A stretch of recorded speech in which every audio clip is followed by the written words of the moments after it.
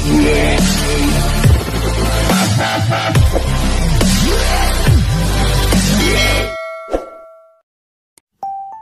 guys, meron tayong dito, quarter chicken.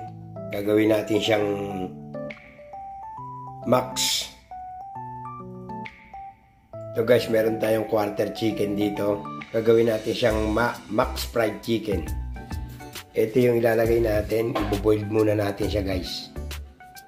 Prepare ko muna. Yan guys, nag-boiled na yan. Hinayaan ko muna yung chicken dyan sa water for 20 minutes. Saka natin maiahon bago air fry, bago mantika. Ayan na guys, para pumasok lang yung mga ibang aroma niya, lasa dun sa chicken. Ito na guys, inahon na natin dun sa pinag-boildan niya.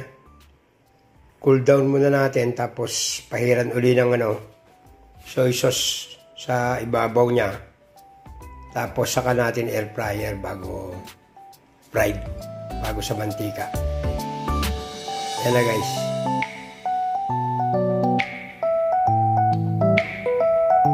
Max fried chicken.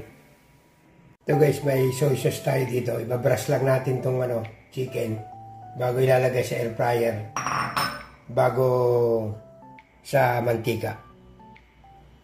Pagtapos dito guys sa air fryer, diretso natin dito sa mainit na mantika. Ito na guys, ilagay na natin sa hot oil para for last processing natin. Pag finish, prito na sa mantika. Ito na guys, finished product, max fried chicken guys.